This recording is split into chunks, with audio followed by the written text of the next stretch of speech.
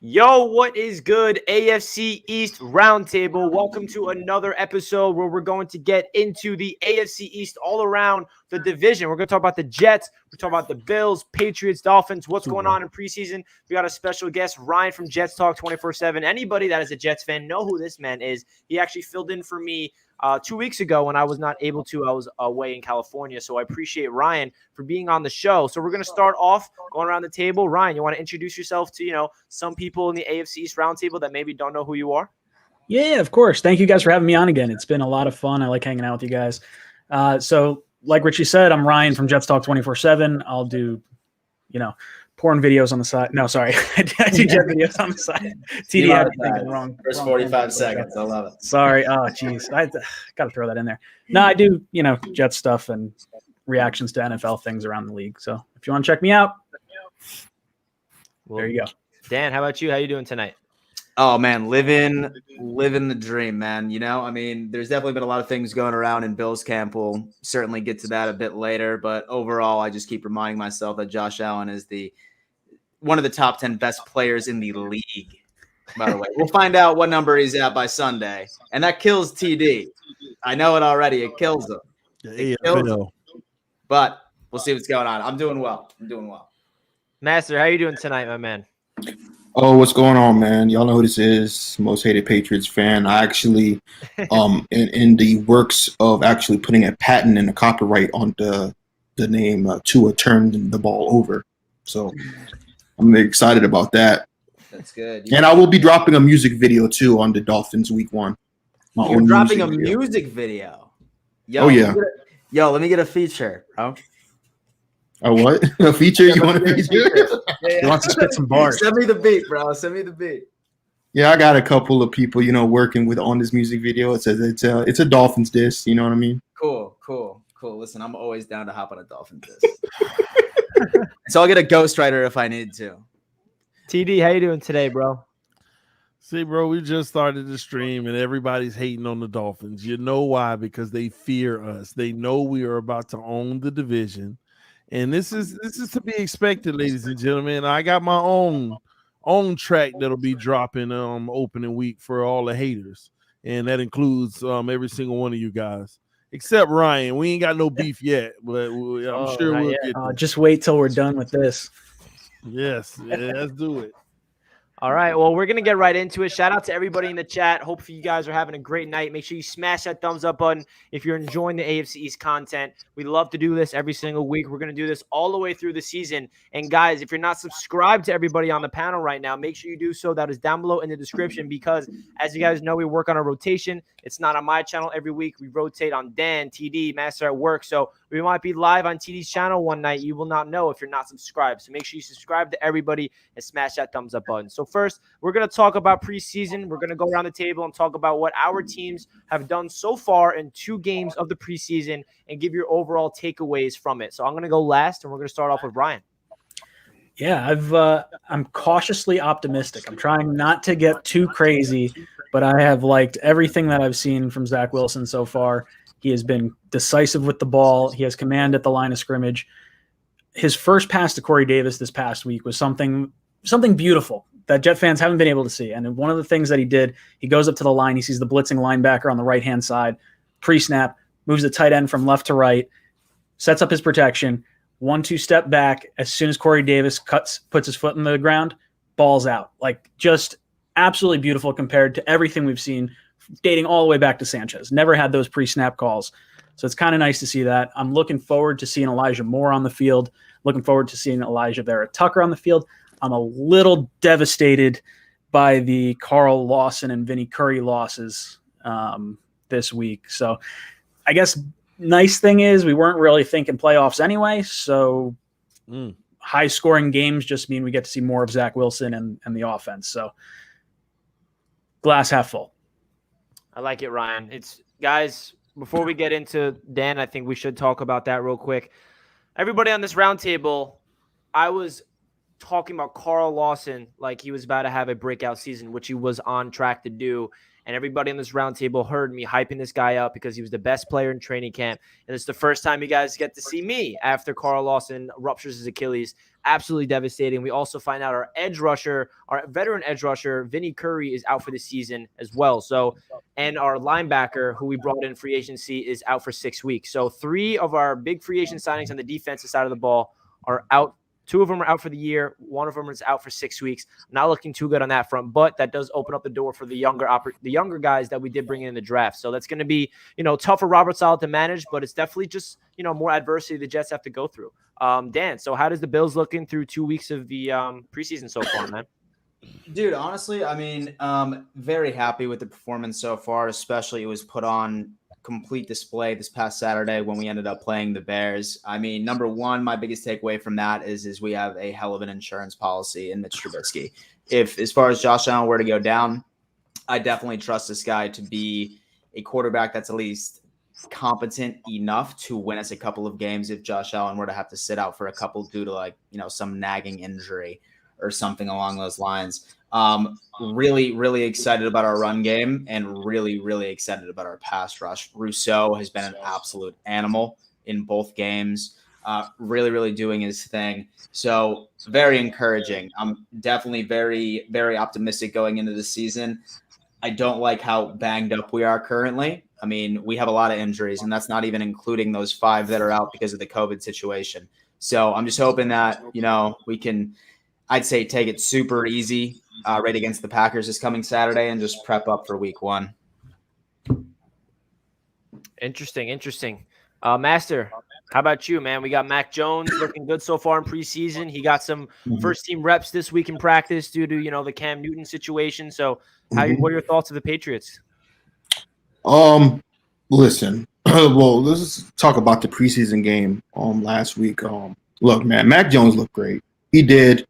Like anybody, even the starches hater was like, he looks good. I mean, like I said, people should be really worried because for a quarterback like Mac Jones to fall into our lap at 15 without having to trade up for any, draft picks, I think is really good. Mac Jones has really taken over. Like, there's a lot of leaks going on, and the Patriots, nothing is leaking out of that locker room without Belichick's approval. True. And the whole Cam Newton situation, here's my issue, right? Here's my issue with Cam. Last season, we all know what happened, right? He caught COVID and he was never the same. It actually derailed our entire season. I know we weren't really good last season, even had he not caught COVID, but that entire situation was just an absolute dumpster fire. And for him to come out this season, right? You're supposed to be the leader of the quarterback. I'm not getting into the debate about the vaccines. We're not here to do that. What I'm saying is, you're supposed to be the leader of this football team. You know what I mean? And you have to act like a leader, okay? Now, you last season cost the team games. So going into this season, you already on a short leash. Mac Jones is behind you, literally challenging you for the quarterback job. Mac Jones is literally like right there. And your leash in the NFL is so short where if you don't get this starting quarterback job, you're done in the NFL. There isn't a team that's going to get you. So I don't understand the logic by Cam Newton, how you're supposed to be a leader of the team, this and that, and you out here breaking protocols. Now, I know the team came out and said, it was a misunderstanding. Nonsense. Absolute nonsense. Cam Newton. And listen, when he was asked about being vaccinated, he literally said, that's a personal, I don't want everybody to know my business. But the fact that he broke protocol pretty much tells everyone that you're not vaccinated. And Mac Jones is vaccinated, by the way. I don't care about him being vaccinated. I care about how it affects the football team on the field. And if you're missing 5 days on your 3rd preseason game leading up to the season where you're challenging for a starting quarterback position, for you to go out there and just be reckless, and he was reckless in the offseason too when he missed some time because of a hand issue, and there was reports about, he got into a fight in the club, but the team covered that up. The players are responding to Cam Newton. He absolutely torched the Giants the last 2 days in scrimmage practice. He went for like, I think, was it 35 or 42 touchdowns? He ran in for a touchdown today. He's even talking shit. Like Mac Jones talking shit to the Giants defenders. Like this dude has confidence. Like, and by the way, Belichick gave him a high five a couple of days ago. Oh. Belichick don't give players high fives. When have you ever seen Belichick and Brady high five? Let alone in a scrimmage that doesn't mean anything. And Belichick came out. When he was asked the question, "Is this a big week for Mac Jones?" He said, "Yes." There's been players like Hunter Henry and Jonnu Smith, even people on the defense side of the ball, is like, this kid is for real. And it's very disrespectful for Cam Newton to just think that he can just do this and there not be consequences. Now, whether Cam Newton is who's going to be the starter, I still believe, and I know it pains me to say, I think Cam Newton's going to be the starter. And I said this on Twitter. I was like, listen, if Cam Newton's a starter, he has my full support until he proves me otherwise. But do I think that Mac Jones can steal the quarterback job if he plays well on Sunday against the Giants? I absolutely 100% believe he could take the quarterback job. And once he takes QB1, it's over with. Like, he's not giving back that job. So, and Cam Newton might just get cut. I just think he's selfish for what he did. Regardless of what you think about the vaccines or whatever, it's not even, to me, that's not even an argument because it's about the team. And if you're not putting the team first, you know what I mean? And you literally hurt the team in the same situation last season, then how can you're not a leader. You're not a leader. And I said everything about Cam Newton that I had to say, and that's pretty much it. Other than that, it's a huge thing right now about who should be quarterback number one. And the fan base has completely turned on Cam Newton, by the way. There is maybe 5% of this fan base that still believes that Cam Newton can start. The fans chanting his name, Bill Belichick giving him high fives. Belichick sees it. So, yeah, that's pretty much all I got to say, man. It's interesting to see all these quarterback, controversies, the battles. We find out Trevor Lawrence is finally named Week 1 starter. I think that was obvious, but Urban Meyer, for whatever reason, not want to name him. And then we find out Teddy Bridgewater wins, and we're waiting to hear Bill Belichick announce who's going to win with the Cam Newton one, and then, the one in Chicago, the one in San Francisco. There's so many quarterback battles that's happening in preseason, which is pretty interesting around the NFL. But yeah, Master, definitely interesting to hear your thoughts about all and one more thing. I also believe that there could be some mind games going on. He doesn't want to announce who the starting quarterback is because he wants the Dolphins Week 1 to kind of guess. He's scared. Plan for Cam. Because he's scared. He's scared. That's why. Who's scared? Belichick? Belichick's scared. Why would Belichick be scared about a Week 1 game? Because Brian Flores is better than him. He's scared. Sure. All right, that perfectly segues to the man, myth, and the legend, TD Finstock. How's the Dolphins looking so far in the first 2 games of preseason, TD? Amazing, Richie. We look like we Super Bowl ready. It's that simple, man. Dan, don't sit up. Don't sit up in your seat, Dan. Go on back to sitting back. All right. Listen, the defense got better. The offense is rocking and rolling. I mean, and we're doing this without the starting receivers, man. Like the whole camp, we have literally sat our top 3 wide receivers just about the entire camp. Will Fuller, Devontae Parker, Albert Wilson hasn't even played. Flores said he might give them a little bit of work on Saturday. Tua's not going to play Saturday. He's already proven everything he needed to prove this training camp. And our team is just so much better. It's just crazy. When your quarterback shows up and shows out, the whole team's outlook is just different, man. And I said this to somebody earlier today. I said, imagine if Buffalo had our defense last year. They might have actually won a Super Bowl. And now our offense is going to be better than theirs, and we got our defense. It's a wrap, man. Y'all go ahead and put your seatbelt on. Buckle up. Yo, Richie, did they get an offensive line down in Miami yet? Yes, absolutely. That's right. That's right. The offensive line is the X. They ain't got no offensive line. Nothing. Yeah, we do. Turnstile. The offensive line is good enough.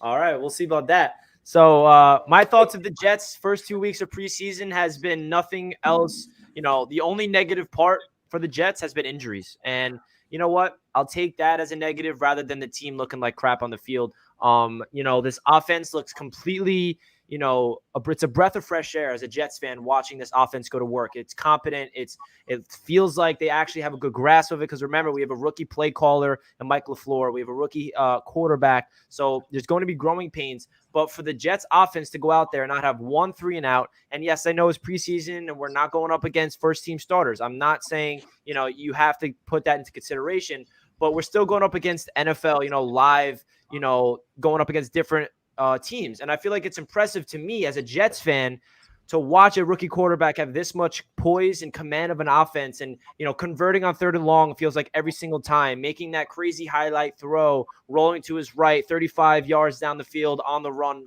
making it look like it's easy. And it's just refreshing because we're coming off 2 years of historically the worst offense I've ever watched in my life and predicting the plays. I can't believe what's happening. And we're finally seeing some motions. We're seeing some zone reads. We're seeing some actual running attack. We're seeing like actual good route running. The offense looks pure right now, and I feel like Jets fans should be very happy from what we've seen so far. Hopefully this can carry into the regular season because obviously it's a completely different animal. But, the whole preseason thing where people say, oh, well, Zach Wilson's going up against, backups. You can't really read too much into it because he looks so good. And I agree with that take. But then imagine what people will be saying if Zach Wilson was shitting the bed right now in preseason. It'll be a big deal. People will be like, oh, my God, Wilson sucks at preseason against the backups. He's going to be a bust. So there's always 2 ways to look at it. I'm very happy that Wilson's out there dissecting the defense, looking like a poised veteran quarterback as a rookie. Now, I don't expect him to look that way consistently all year as a rookie. I understand there's going to be pains. I'm expecting to have those games where he has 2 interceptions and we get blown out. I have my expectations and I know what's coming. But nothing more than just very happy with what I'm seeing from the Jets so far, offensively speaking, for sure. Defensively is definitely a concern, especially with the injuries up front. We haven't really had the starting healthy defense out there yet in preseason, but, we're finally getting healthy. We have yet to see Elijah Moore out there, our wide receiver, who has been the best player in training camp for us. Corey Davis definitely looks like a number 1 receiver for the Jets, having immediate chemistry with Zach Wilson, which is huge for that development. Zach needs a reliable number 1 option to go to. And I feel like Corey Davis has that potential written all over him. And Elijah Vera Tucker, a rookie left guard, is finally healthy at training camp. But of course, Mekhi Becton is in concussion protocol and bad timing, but he will be ready by week 1. So the offensive line needs to get chemistry. Dan, I want to ask you a question about Tyler Kroft because that looks like he's our tight end number 1. And I know that you know him pretty well in Buffalo, and he scored 2 touchdowns for us in the preseason. So it's looking good right now to be a Jets fan.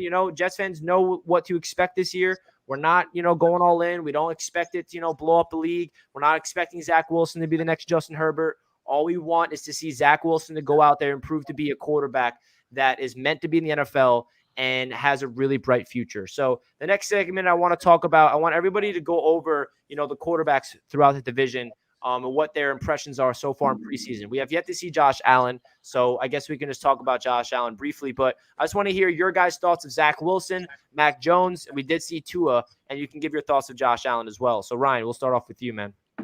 Yeah, you hit the nail right on the head with Zach. It feels like he's a seasoned veteran, even just 2 weeks in. Like he's making calls and doing things that you don't really expect out of a rookie. And, I don't expect us to win a whole ton of games. I'm saying before the loss and injury, I was saying between 6 and 9 wins. We're probably maybe 6 and 8 wins at this point. But all I want to see is this kid just develop week in and week out and just continue the progress. Like he hasn't done anything in the preseason where I felt like, ooh, he got away with one right there. Like last game, he had 2 incompletions. One was a bad throw to receiver's feet. Other one was just a great play by the defender. So if he can continue in that fashion and he can kind of fall into that mold of, super efficient quarterback, real high quarterback rating, that's just everything Jet fans want to see because we've been notorious the last few quarterbacks we've had, interception machines, basically since Pennington. So it's kind of nice to see this kid take care of the football and spread the ball around too. Like the guy, I'm looking forward to it. I don't want to jinx it, but it feels like we're going in the right direction as a fan base and as a franchise. And what's your thoughts about Mac Jones preseason and Tua and Josh Allen this year? For me, I think Josh Allen, he's a top 5 quarterback. I think I can say that without getting beat up too much. I wanted him to be so bad. I was on the Darnold's better than him train for the longest time. And then last year, I just ate so much crow. Tua and Mac Jones, I'm not sure about. Because, like, Mac, I've heard great things about, but I don't think we've seen him play any starters yet. Correct me if I'm wrong. No, he hasn't. Yeah, he has played? No, he hasn't. Okay, yeah. But he's So also played with the backups I kind of want to see him play some starters. He hasn't even played with the starters or against them. Yeah, I do want to see Tua more. I think last year's offense was tailored more to Fitzpatrick than this year's offense will be. I think they built around Tua this year. I do think it was a pretty big mistake not going after Penei Sewell, although I guess he's not much of a blocker anyway. Or no, who do you guys have on the board when you guys made the pick with Waddle? I think Sewell was there. Was it Sewell? I'm getting my whole draft mixed up. He was there. We didn't need him. I think it's a bad move. I don't know. I want to see the Jets competitive this year. As long as we're competitive and Zach Wilson continues to do that, I don't have to care about what the other quarterbacks do. Like, I know we're kind of punching up at Josh Allen, but the rest of them, I think it's going to matter in what happens with the rest of the teams. Like, all the quarterbacks can look good, but if the rest of the teams don't, I don't know. I'm happy with where we're going at this point. I'm not looking at the Pats. I'm not looking at the Dolphins and not looking at the Bills. Good. We just got to focus on what we control with the Jets, baby. I love it. Dan, you want to give your thoughts of all the quarterbacks so far? Your thoughts of Zach Wilson in preseason, Mac Jones, and Tua? Yeah, man. I mean, starting off with the rookies within Mac and Zach. I mean, one thing that I've always found encouraging is when you see a rookie quarterback do well in the preseason, even if it is against the backups, because what a lot of people fail to realize is that this is the first time that these guys are going up against players that are all capable of playing in the NFL. You don't get that in college, right? I mean, at the very best, like high SEC schools, you're looking at a quarter of them are going to make an NFL roster or even a practice squad. So the fact that they're able to go in there, dial in, show, signs of improvement, facing starters or not, I mean, that's always something. I think both of them have done very well. Really curious to see how Zach Wilson's going to do. I think that you guys definitely have invested a bit in right in your offensive line. I think it's a bit more of a project down the road. There's a lot of youth there, but I think he's great. I think Mac Jones was put in an incredible situation. I think that his offensive, with his play style, with his offensive line he's working with, he has a great defense behind him. He's probably set up out of every single quarterback out of the Jets, Dolphins, and the Pats. I would probably say that he's in the best situation. The team fits him so well. So I definitely expect he's going to continue success. Still think Cam Newton's probably going to end up being the starter, but he'll lose his job by week 3, in my opinion, whether or not that it's an injury or whether or not that, he just starts showing shades of what he was last year. Tua, I've heard that he's done well. Right, to be completely honest with you, most of that seems to be in training camp. I definitely wasn't impressed with his outing against the Bears week 1. I really didn't pay attention week 2, to be completely honest with you. But he'll be all right. I guess I think that offensive line is going to be a massive weakness for him, especially once he starts going up against first string defensive lines and pass rushes. But for the most part, we'll see what's going on. Josh Allen, right in my opinion, I think that he's going to win MVP this year. I've said that in the beginning of the year. This guy's laughing. And you know what? It was funny because somebody in my chat during my live stream before this was just like, yo, bro, what does TD stand for? And he goes, yo, I got it. It's totally delusional Fins talk. Yeah. We know. I've heard that one before.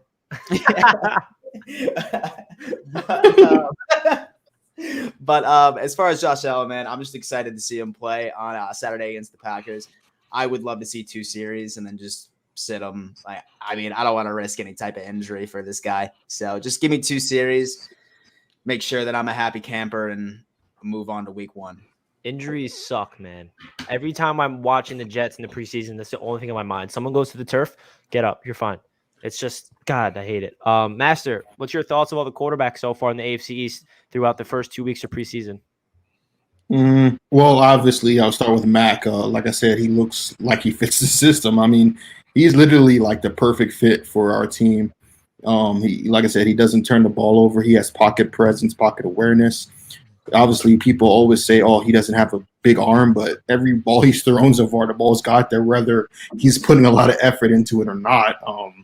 And I think the leadership skills kind of caught me off guard. I kind of thought, because if you look at him, he kind of looks kind of timid, kind of shy. But then again, he did play for Alabama. and he had a cigar in his mouth after he won the national championship game. So I think his leadership skills caught me off guard, to be honest with you. I didn't think he was going to be ready this soon. I wanted to actually think – I thought they were like give him a year, but when you got a quarterback like Cam Newton, you kind of have to like push everything on him. And he played with the ones this entire week against the Giants, who has a really good secondary. So as far as alt-right Jimmy Clausen, a.k.a. Zach Wilson, he looked actually pretty damn good. He looked pretty damn good. I'm not going to lie. I watched his highlight film. He looked better than what they were advertising him as.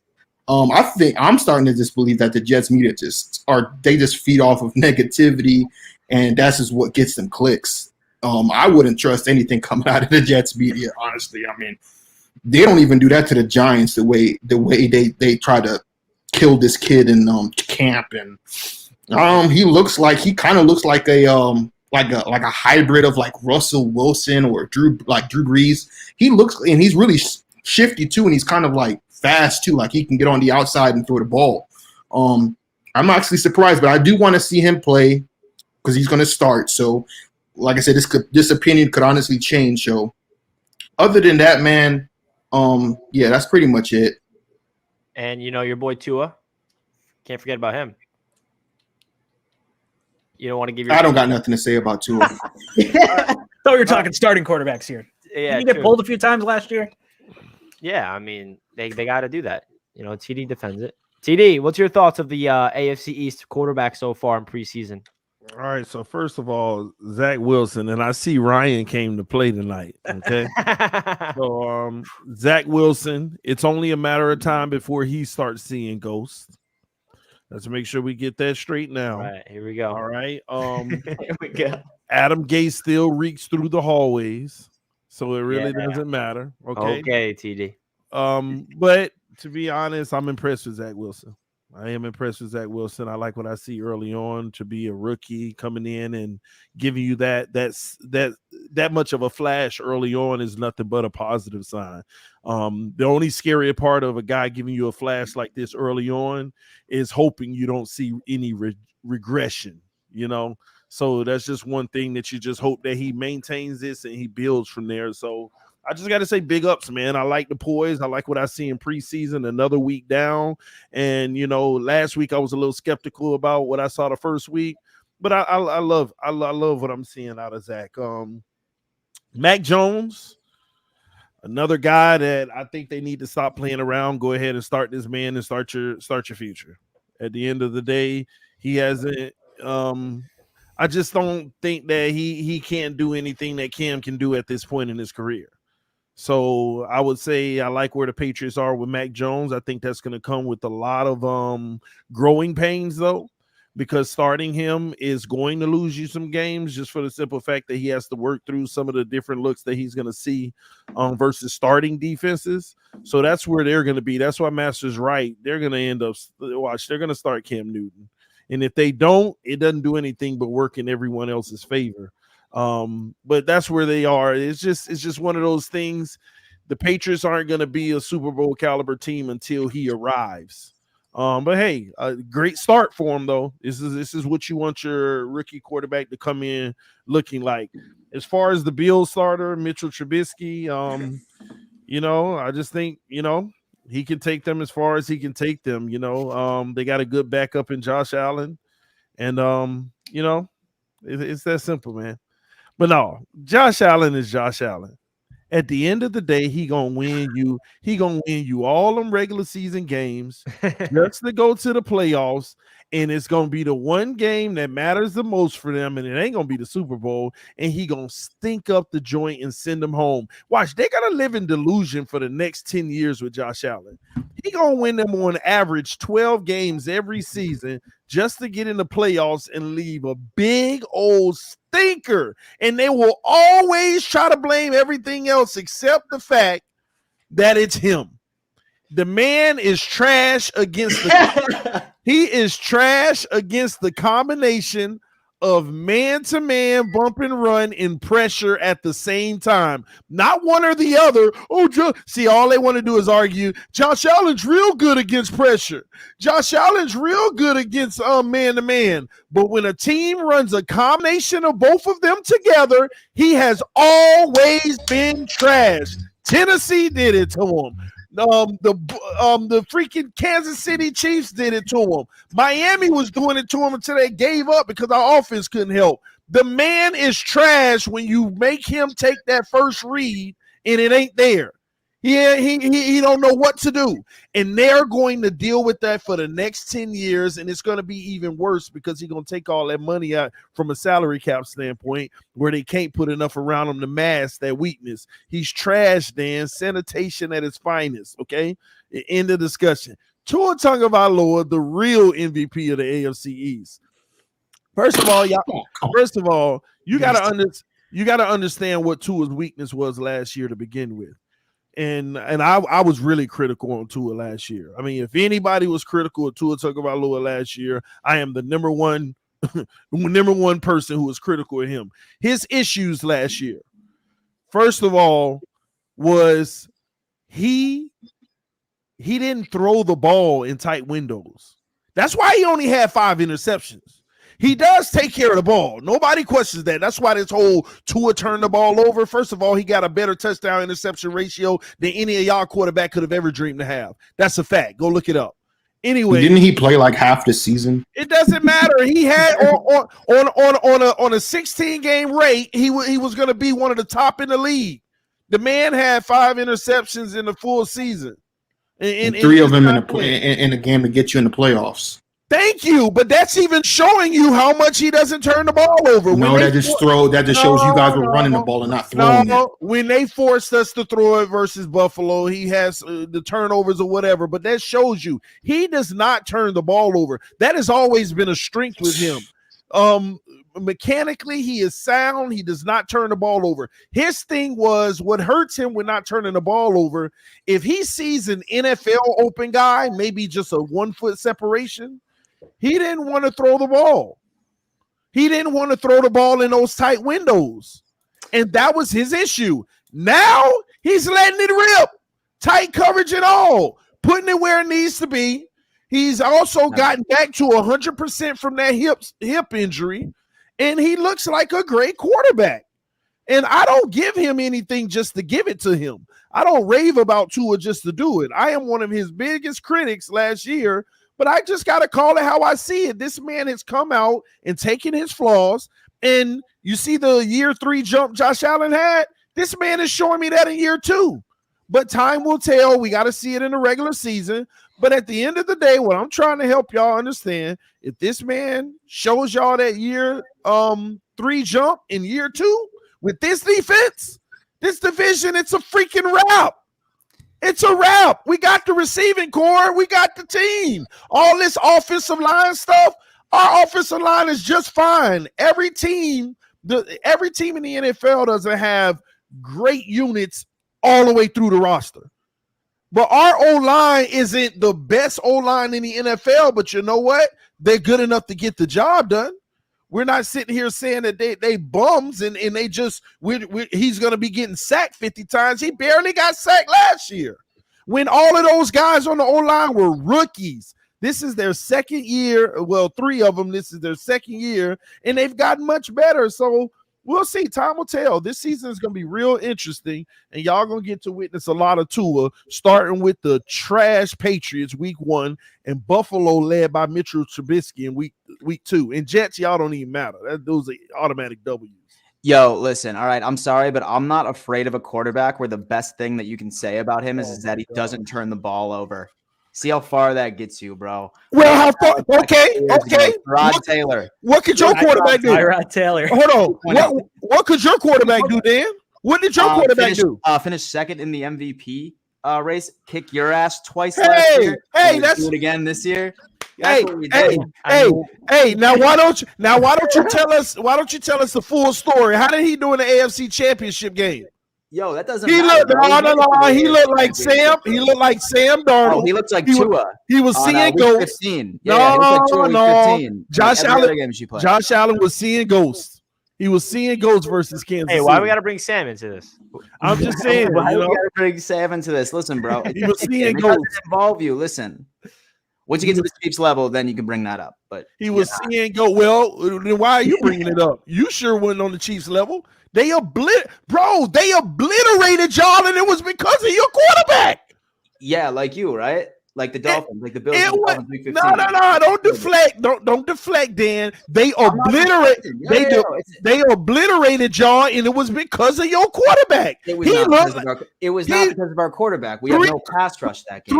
Three quarters in, it doesn't matter. You ain't got no pass rush. Keep up with the score. How you gonna go from scoring over 30 points a game to looking like pure boo D trash? Name a single quarterback that has ever been lights out every single game out of the season.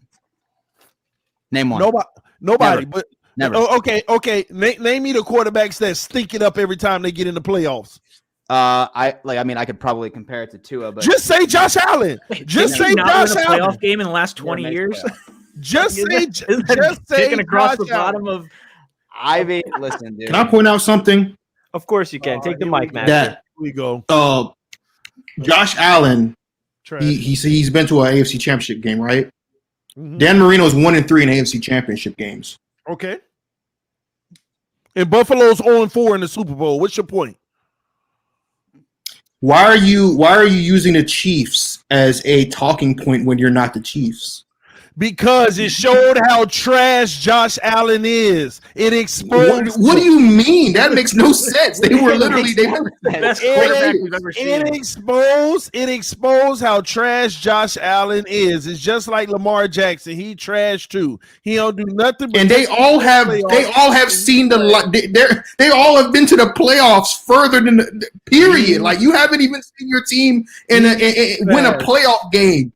Josh Allen is the hottest TD, form of sanitation. TD, you're telling me this. Say, hypothetically, Tua has a sensational year. He puts himself top seven quarterback in the league in the regular season, goes all the way to the AFC Championship game, stinks it up, and loses. You're going to call Tua trash. Trash. Super trash. He's lying. He can say that because he knows they'll never make it that far. It's never going to happen. No. Y'all can say whatever y'all want. It's super duper trash. You either got it or you don't. It's that freaking simple. So then you haven't had it in 4 days. Do it your quarterback for one more season. That's my it. whole point is, if you have a bad game in the playoffs, just don't be the reason your team lose. Josh Allen was the reason they lost twice, 2 years in a row. Houston dogged them because of Josh Allen's trash play, and then Kansas City dogged them because of Josh Allen's trash play. And these Buffalo fans want to talk about, oh, well, he put up some numbers all in the freaking fourth quarter win that didn't even matter anymore. And don't worry, I remember watching Dan stream. You see what he's doing now? He did a lot of that in the stream. Just rubbing his hair like, what's going on? Oh, my gosh, I can't take this anymore. Dude, I cannot wait to see you in a Bills jersey again this year. Oh, God. The bets are coming back, baby. I love it. Wait.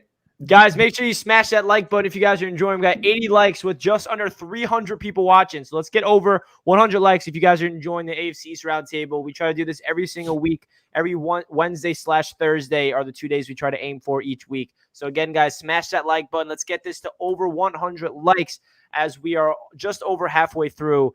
And wow, we already had 100 likes. Thank you guys so much. We appreciate you. So let's preview the upcoming games for our squads. It is the finale of the preseason. The Jets are going up against the Philadelphia Eagles tomorrow night. I'll be live on my channel if you guys want to tune into my live reaction. I'm not really sure what teams you guys are going up against. I know that Josh Allen will be suiting up. So we're going to go around the table and give us a little preview of what you want to see and what you expect to see in the finale, if the starters are playing or not. We'll start off with you, Ryan. So it sounds like Zach Wilson may be playing about the first half. Aside from no injuries, I just want to see this guy. I want to see him in a 2-minute offense. I think that would be kind of cool. I heard this week was a little rough. We had joint practices with the Eagles. Becton was getting beat up a little bit. I don't think he's going to be playing this week. I'd like to see more progression out of Zach Wilson. As long as I don't see the oh no plays, I'm going to be feeling pretty good going into week 1. Running game wise, I'd like to see a little bit more Michael Carter. I think he did well last week for us.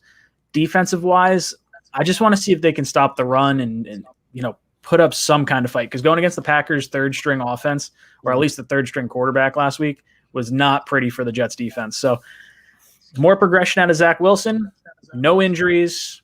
Show me something on defense. That's all I'm looking for. Same. Exactly. Dan, how about you, man? What's going on with the Bills this weekend? Yeah, man, we got the Packers 1:00 on Saturday. I'll also be streaming my live game reaction. I'm very excited to see some of the starters out there. Week 1 and week 2, I really just got to see a lot of sort of depth pieces move, sort of make their case to make the final 53. But I mean, I'm definitely excited to see a lot of our offensive weapons coming out there. I definitely see Diggs coming out. I think Beasley will be back by Saturday. I definitely like to see him. Same with Gabe Davis. So, I mean, yeah, but I mean, once again, at the end of the day, my biggest goal is just coming out of this game completely healthy, where we just go into Pittsburgh like near 100%. We already ended up losing Isaiah McKenzie to a shoulder injury. They haven't come out with anything, but if I was a gambling man, he won't be back to like week 4. I mean, from what I understand, it was pretty significant. But yeah, I mean, I just want the sort of starters to put a flash, not necessarily dump out the entire playbook, but I want to, be entertained. Let's put it that way. Dope. I love it. Master, who the Patriots got this weekend? And you expecting to see Mac Jones play with the 1s or the 2s, or what's good? Yeah, so Mac Jones, from everything I've heard, he's going to play the 1s. He's going to start the game. He's going to play against the Giants. Like, I don't know if the Giants are going to put their starters out there. From what I heard, that they are, because that's also a team that has to prove something. Daniel Jones is also going to play, is going to start. So I think it's going to be Mac Jones versus Daniel Jones. The battle of the Jonases. As far as Cam Newton goes, I don't think he's playing because he didn't play practice this week. He did today, but other than that, we'll see what happens, man. Like I said, I think if Mac Jones wants to win the starting job, he's going to have to prove it on Sunday. I think this is the last chance he's going to have, barring like Cam Newton getting benched or having a horrible week 1. And the best case scenario is that even if Cam Newton starts, like I said, if he doesn't show up and he looks like he did last season, then Belichick's not going to hesitate to make that change. So I'm very excited. I can't wait till this game, because this is a chance for Mac Jones to show everybody, what he's really made of against, like, when he actually has like a starting offensive line and starting tight ends and starting receivers, and he's playing against that Giants defense. TD, how about you, man? Who are the Dolphins going up against this weekend? Man, we got the Bengals. Starters aren't playing. Most of the starters aren't playing. 2 are sitting. Most of the weapons, just about everybody's sitting. That's of value, which is about, I think they're going to have like 18 players that'll sit. Some of those guys still have to play. But Joe Burrow is going to be playing. And I like that because we got a lot of guys that'll be on the bubble because this roster is so good with depth this year, that we'll get to see somewhat of a first-team Cincinnati offense going against a second-team defense. But our second-team defense is really good too. And we've proven that this training camp already, as you see with the games that we've already had. That's primarily been our second team locking everybody up. So we'll see how those guys do against Joe Burrow. Hopefully we make him look like trash coming out. And outside of that, man, it's not really much to watch for. The starters sitting and the backups and bubble guys, who's going to make a name for themselves to fight for that optional, 51, 52, and 53, roster spot. It's that simple. Super Bowl bound, baby. I had to end it off with that. Do you guys know what the Dolphins and the Bengals have in common? What is it? You're in the top 3 franchises with the longest playoff droughts. Yeah. Bengals, Lions, Dolphins. So it's good that they got you guys playing the Bengals. You could finally play somebody on your own level. Yeah, I hate to say it, but I think the Jets are the top ones right now for the longest playoff drought, if I'm not mistaken. No, it's not. I mean playoff win drought. Okay. Yeah. Playoff we're the longest to get into the playoffs, Ryan. Who's the longest to win the Super Bowl? Okay. Dolphins. Never mind. Jaguars never won. Dolphins are definitely up there. Well, how can we be up there when you got a team on the panel that never won one? Are you talking about a team that the longest playoff drought to win a Super Bowl? that already has one, or a team that just hasn't won the Super Bowl? No, just period. Long as Super Bowl drought, period. I mean, there's like a tie between like 4 or 5 teams that haven't won. You can speak up. No. It depends on how long they've been in the league. You can speak up, Dan. Well, the Bills. It's the Bills. The Browns. No, I think the Browns are number 1 because they're the oldest team. Browns and the Bills. Dan, the first Super Bowl y'all ever win will be in Austin. Okay, just remember that. All right. You're gonna make Dan cry. It's okay, Dan. We'll get you. We'll get you to Austin and enjoy the city. But all right. So the Jets tomorrow night. We're going up against the Eagles, like Ryan alluded to. I just want to see injury-free football. I think we can all agree. Every single football fan, when we're watching the preseason, if their starters are out there, even the depth guys, just somehow stay healthy. It's the worst thing when you watch a star player go down with an injury in training camp or preseason. But at the end of the day, it's the reality of this game. It's a violent game. Football, there's injuries that happen. You got to be prepared for the worst. And I feel like the Jets are in a good situation to do that. And I also want to see Zach Wilson. How is he going to come off 2 really good performances to the point where he is kind of being hyped up now? It's to the point where everybody's talking about Zach Wilson. If you turn on ESPN, NFL Live, it's Zach Wilson. He's everywhere. And that kind of worries me because then say he tomorrow night, he doesn't look like the, Zach Wilson we saw 2 weeks in a row, that everyone's going to flip the script. But we have to realize it's a rookie. You can't expect him to be, absolutely he's been dominant for the past 2 games. Is it that impressive because going up against, backups? No. But statistically speaking, he's been absolutely – you can't ask for more. You cannot ask him to do anything more than what we saw. And he has done 0 mistakes, got sacked 0 times, been hit 0 times, 3 and outs 0 times, 0 turnover-worthy plays, converting on 3rd down after 3rd down. So I'm just looking for Zach to bounce off, build on that. Hopefully he can look like the same Zach. Maybe I like what Ryan said. We can see some 2-minute offense. I wanted to capitalize in the red zone again like he did last week. Maybe some more explosive plays. We saw one really insane, play last week that I alluded to earlier as well, where it was a play action.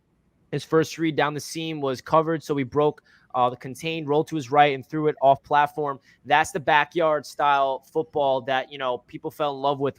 Zach Wilson at BYU. That's why he was the 2nd overall pick. That's why everybody was, glamoring over this kid at a BYU. And I kind of want to see more of that in a way. And I also want to give the Jets offense, the coaches a lot of credit because it feels like they're not, scripting plays to make Zach look good. They're scripting NFL regular season style plays, first read, second read, get out of your hand. We only saw one play where Zach had to, improvise. So I would like to see him improvise more, see what he can do, because that's where he really thrives as a quarterback is when, the pocket collapses and he has to make something out of nothing. So I would like to see him do that more just because it's really, fun to watch. He has that unique ability, that arm strength to really throw it, 40 yards down the field with ease off platform. So I'd like to see that and also the defense. But in reality, preseason, it was really awesome to see this Jets team. And I love the joint practices this year. I don't know if you guys agree.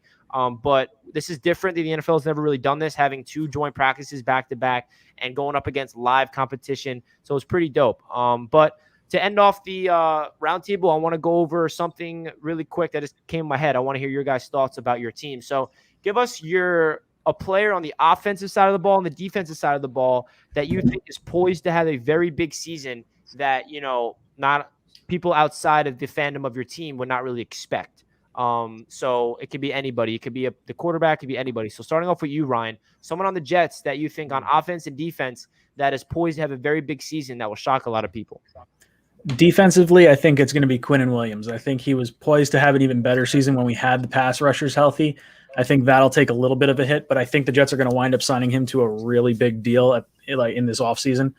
On the offensive side of the ball, I don't know if it's so much a surprise, but I think Elijah Moore is going to catch a lot of fans sleeping. I think that the Jet fans, I'm saying Jet fans know Elijah Moore, but the rest of the NFL doesn't know Elijah Moore. And this kid can juke people out of their shoes. And you hear Odell, you hear AJ Brown talking about him, and it just seems like people receivers know this guy. And you just watch him in practice, you watch the footwork, he's just breaking guys' ankles left and right.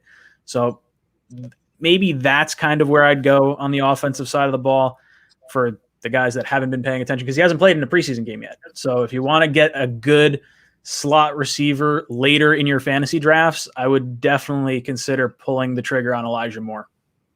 Also, like fantasy speaking, like Corey Davis is going in rounds 10. That is crazy value for a number one receiver that's going to be targeted at least 7+ times a game. Like anybody that plays fantasy, Corey Davis is a big sleeper this year. Expect just speaking of where he's going in the draft. Like I would not say take him in the 4th or 5th round, but in the fact that he's available in rounds 10, that's crazy value for a guy that's going to be, the number one target in his offense. So Dan, you want to give us some, a guy in offensive defense for the Buffalo Bills? And I also want to ask you one quick question about the Jets before you get into that. Give us your thoughts of Tyler Kroft, because he's the Jets tight end number 1 this year in a way. He's caught 2 touchdowns last week, and we're trying to understand what's going on with our tight end situation. I know you know him pretty well. Yeah, I mean, I would get excited about him. I'm not going to lie. I was kind of disappointed that we didn't hold on to him this year. I mean, I am not the biggest Dawson Knox fan. I would have much rather just kept Kroft. He's reliable. I mean, he's a great blocking tight end, and he has hands too. I mean, he definitely caught a couple of game-winning passes, a couple of touchdowns for us last year. The only problem with him is that he has an issue staying on the field. I cannot remember the last time in his career where he played an entire full season without anything. I think back when he was on the Bengals for a bit. But, I mean, he's definitely an upgrade. He's reliable. He's good. I think that Jets fans should definitely be excited about him. He's definitely reliable, and I think he'll be good for Zach Wilson's, I'd say, development. Cool. Awesome. Yeah. So what are one player on offense and defense on the Bills that you think are poised to have a big year?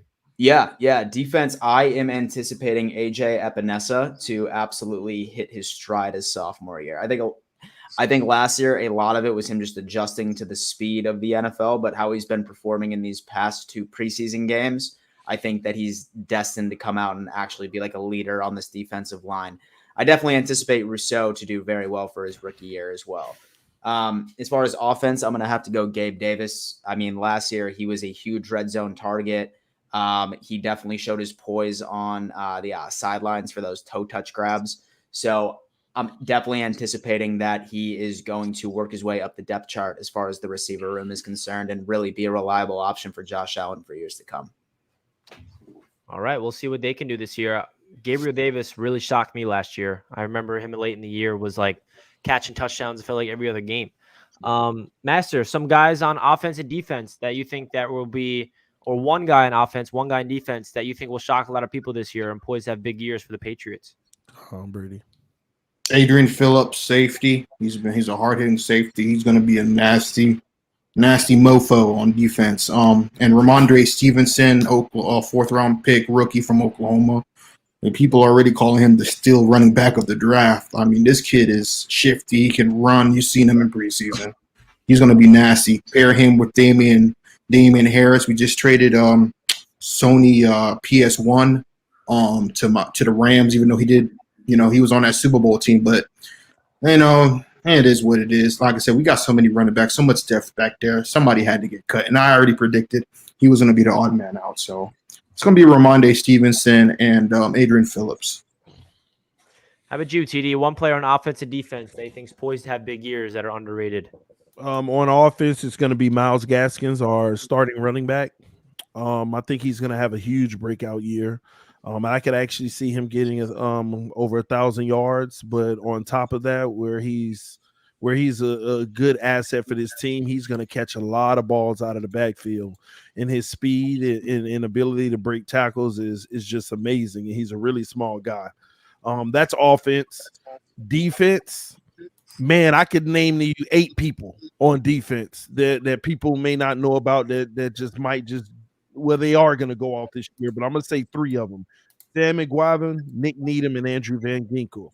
2 linebackers and 1 cornerback, the slot. Nick Needham starting to make a huge name for himself, has played excellent football the last year and a half.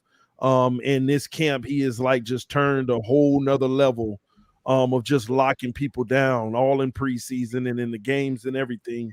Van Ginkel gets at the quarterback, and I don't know if you heard about Sam McGuivin.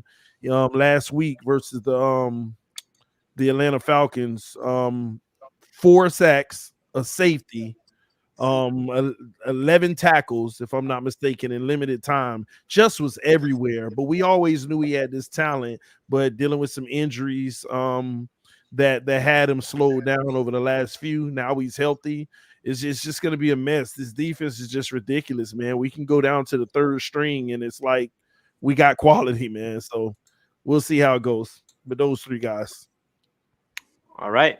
My guys for the Jets, I'm going to, on the offensive side of the ball, instead of picking a player, I'm going to pick the position because I cannot tell you who's going to get the carries. And that's just a running back room. I feel like this Jets running back room is going to be, by a committee approach. We have a very dynamic room of the veteran Tevin Coleman, who's been in the systems ever since he's been in the NFL.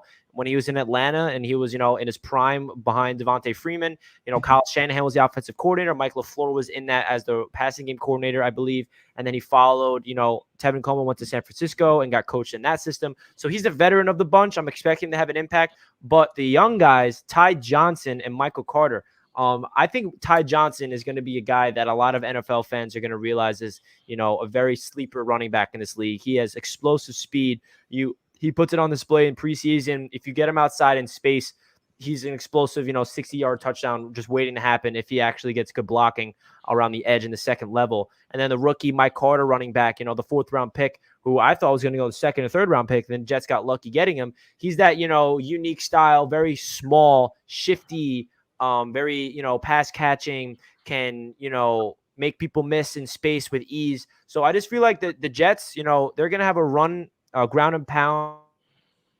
This is about a stat game that sets up the play action, which is going to take a really big strain off of Zach Wilson.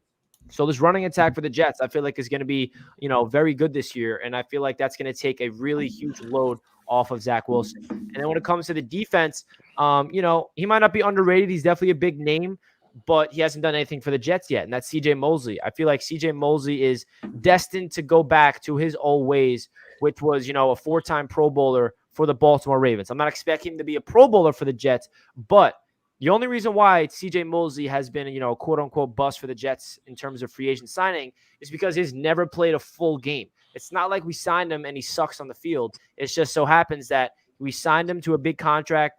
The week one against the Bills, every Jets fan knows he had a historical performance, and then he, tears his groin out for the year, and then he opts out due to COVID last year. So the Jets fans, we've not seen him play all four quarters for the New York Jets yet. And I feel like all he needs to do is be on the field, and he's going to prove to be a guy as a top inside linebacker in the NFL. I believe that. He's in a different headspace right now. His mindset's different. He had a whole year off. He's lighter than he's ever been. He's quicker on his feet. He also has a head coach in Robert Saleh, who is a linebacker specialist who has helped develop a guy named Fred Warner. And I just feel like CJ Mosley is destined to have a big year simply because he's been biting at the bit. And he also said over and over again, he has a lot to prove to Jets fans because he feels, bad that he signed a huge contract and he has yet to do anything for us. And he feels like it's in his duty to really, prove to us Jets fans that, the contract you gave me wasn't a mistake. I'm here. I still have 3 more years in the contract. Who knows if he'll be here for 3 years because we could definitely cut him if we want to later on.